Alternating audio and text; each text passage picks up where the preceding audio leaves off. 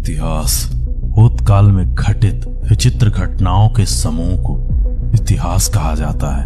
ये कहानी भी उस समूह का एक अंश मात्र है। जब भारत एक भयंकर हार के कगार पर था, बांग्लादेशी नगीने फन फैलाकर नागिन डांस की तैयारी में थे। विलखते भारत की अभिलाषा अब अंत में उस कप्तान से थी। उस रात हुई उस घटना को देख दुनिया उस कांड को थम करती। ये कहानी एक ऐसे मैच पर आधारित है जब भारत एक भयंकर हार के कगार पर था। बांग्लादेशी नगीने फन फैलाकर नागिन डांस की तैयारी में थे। विलखते भारत को देख टूटे अंगूठे के साथ वो अब भारत के लिए मैदान में था। 2022 7 दिसंबर Mirpur Bangladesh cricket stadium. Team India Bangladesh के दौरे में थी। 3 मैचों की ओडीआई सीरीज में 1-0 से पिछड़ने टीम इंडिया के पास आखिरी मौका था इस सीरीज में वापसी करने का, परंतु टीम इंडिया का वो कप्तान आज के दिन बांग्लादेश के खिलाफ सीरीज बचाने के उद्देश्य से टॉस के लिए मैदान में था। टॉस बांग्लादेश के पक्ष में रहा। बांग्लादेश के कप्तान ने टॉस जीतकर पहले बल्लेबाजी करने का फैसला किया। अपने प्रारंभिक बल्लेबाजों के साथ बांग्लादेश अब मैदान में था। वही टीम इंडिया की ओर से पहला ओवर फेंकने के लिए टीम इंडिया के कप्तान ने दीपक चहर को मैदान पर उतार दिया। चहर ने अपने पहले ओवर में मात्र 1 रन खर्च किए, परंतु बांग्लादेशी बल्लेबाजों ने मोहम्मद सिराज को घेर लिया और बैक टू बैक 2 चौके जड़ बांग्लादेशी ओपनर एनामुल हक ने अपने इरादे जाहिर कर दिए। इस आक्रमण को देख सिराज ने भी पलटवार किया और ओवर की चौथी बॉल आउटसाइड एज कैच के प्रयास में बॉल हिटमैन के अंगूठे से जा टकराई। हिटमैन दर्द से कराह रहा था। फिजियो और कोच के सजेशन के पश्चात हिटमैन को तेज दिया। शुरुआती 10 ओवर का खेल खत्म हो चुका था। बांग्लादेश 2 विकेट खोकर मैच 44 रन बना चुका था। सिराज के प्रहार को देख उमरान ने भी अपने रफ्तार से शांतों का टीम टपाक डमडम कर दिया।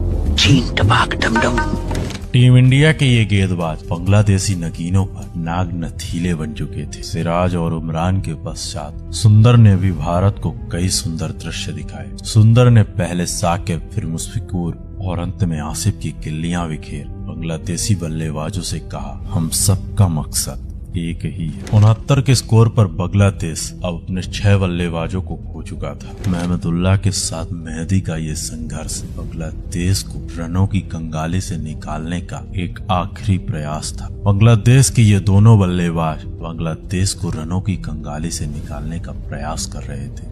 एक तरफ से मेहदी तो दूसरी तरफ से महमदुल्लाह का ये संघर्ष बांग्लादेश के लिए लगातार बांग्लादेश के स्कोर को 150 के पार पहुंचा दिया। दोनों धीरे धीरे अपने अर्धशतक की ओर बढ़ रहे थे।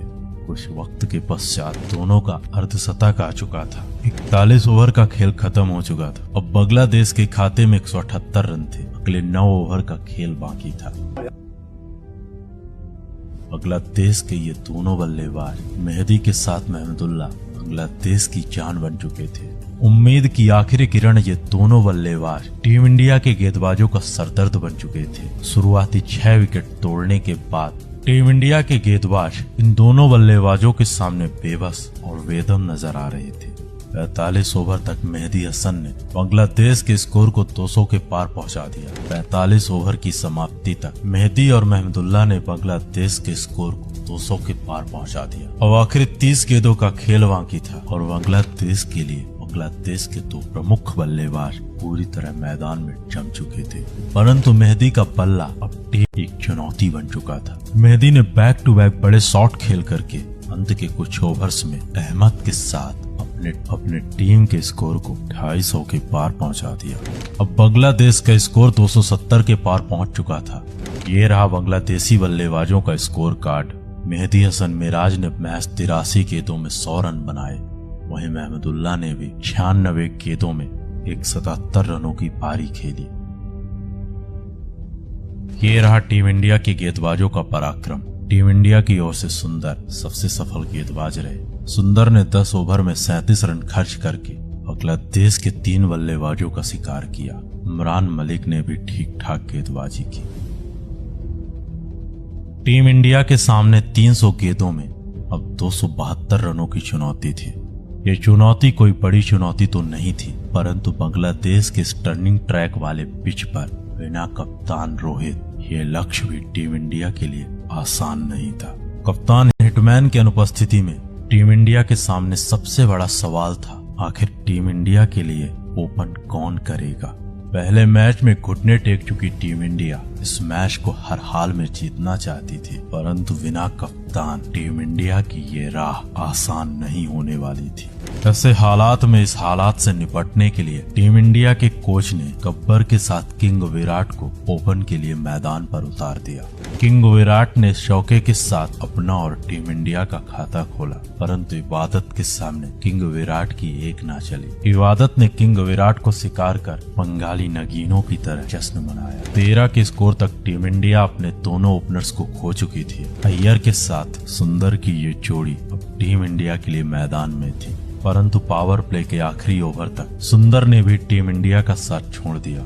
10 ओवर का खेल खत्म हो चुका था। टीम इंडिया के खाते में महज 39 रन थे। बांग्लादेश के सामने टीम इंडिया की मुश्किलें बढ़ती जा रही थी। भारत को चारों तरफ से घेर देसी नगीने नागिन डांस की तैयारी में थे। राहुल और अय्यर ने मिलकर एक बार फिर टीम इंडिया को संभालने का प्रयास किया, परंतु 19वें ओवर की तीसरी बॉल केएल राहुल के समझ से परे रही और इस विकेट के पश्चात टीम इंडिया की उम्मीदें अब अपने आखिरी पड़ाव पर थी। कप्तान रोहित के बिना टीम इंडिया बांग्लादेश के सामने अब बिखर चुकी थी। 20 ओवर तक टीम इंडिया के खाते में सिर्फ 80 रन थे। शुरुआती 4 बल्लेबाजों को खो चुकी टीम इंडिया अब टीम इंडिया की उम्मीदें अक्षर पटेल और श्रेयस के कंधों में थी। यहां से यह मैच जीतने के लिए टीम इंडिया को अब 166 रनों की आवश्यकता थी। 25वें ओवर में अय्यर के बल्ले से अर्धशतक आया। अब अगले 25 ओवर में टीम इंडिया को 155 रन बनाने थे। पटेल और अय्यर का संघर्ष टीम इंडिया के लिए लगातार जारी था। टीम इंडिया के ये दोनों बल्लेबाज बैक टू बैक बड़े शॉट खेल करके टीम इंडिया के लिए अधिक से अधिक रन बना रहे थे। छोर से श्रेयस टीम इंडिया को संभालने का प्रयास कर रहा था, तो वहीं दूसरे छोर से बापू का बल्ला बांग्लादेशी गेंदबाजों पर बेधड़क प्रहार कर रहा था। परंतु टीम इंडिया के हालात तब बिगड़ जाते हैं जब एक बड़े शॉट के प्रयास में श्रेयस का बल्ला बांग्लादेश के सामने गिरफ्तार हो चुका था। 35 ओवर की समाप्ति तक टीम इंडिया अपने खाते में महज 172 रन जोड़ पाती है। अगले 15 ओवर में ये मैच जीतने के लिए टीम इंडिया को 100 रनों की आवश्यकता थी और ये 100 रन बनाने के लिए हम मैदान में थे अक्षर पटेल और दीपक चहर। पटेल ने छक्के के साथ अपना अर्धशतक बनाया, अपना अर्धशतक जमाया, परंतु इस मैच की बाजी तब पलट जाती है जब 38वें ओवर में इबादत हुसैन ने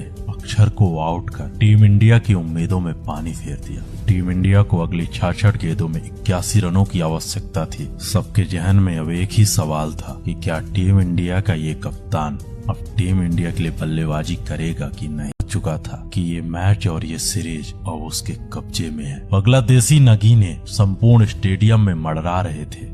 उनका ये जश्न मैच जीतने से पहले उनके अति आत्मविश्वास को प्रकट कर रहा था। धीरे धीरे टीम इंडिया एक शर्मनाक हार के कगार पर थी। भारत की मुश्किलें बॉल दर बॉल बढ़ती जा रही थी। वहीं बांग्लादेशी प्लेयर्स के साथ बांग्लादेश के क्रिकेट प्रशंसक अब अपने अति आत्मविश्वास में उछल रहे थे। संपूर्ण इंडियन क्रिकेट फैंस अभी भी एक इंतजार में थे कि आखिर उनका कप्तान बल्लेबाजी करने आएगा कि नहीं। वक्त के साथ उम्मीदें मर रही थी। भारत बड़े रफ्तार के साथ एक बड़ी हार की ओर बढ़ रहा था। ऐसे हालात में अब एंट्री होती है टीम इंडिया की शान, टीम इंडिया की जान, संपूर्ण भारत के कप्तान, the man, the myth, the hitman, कप्तान रोहित शर्मा की। टीम इंडिया का वो ओपनर बल्लेबाज आज पहली बार भारत के लिए 9वें नंबर पर बल्लेबाजी कर रहा था। टीम इंडिया का वो कप्तान अंगूठे की चोट के साथ भारत के सम्मान के लिए एक बार फिर मैदान में था।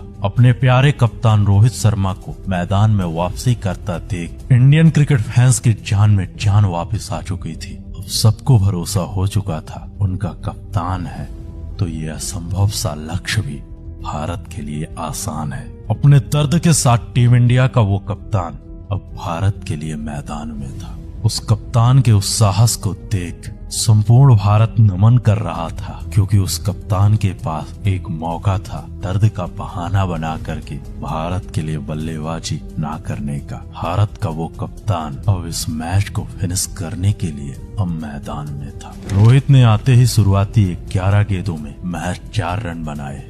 इस पारी को देख बांग्लादेश समझ चुका था कि भारत के कप्तान के बस के बाहर है, क्योंकि यहाँ से ये मैच जीतने के लिए अब अगली 30 गेंदों में 59 रन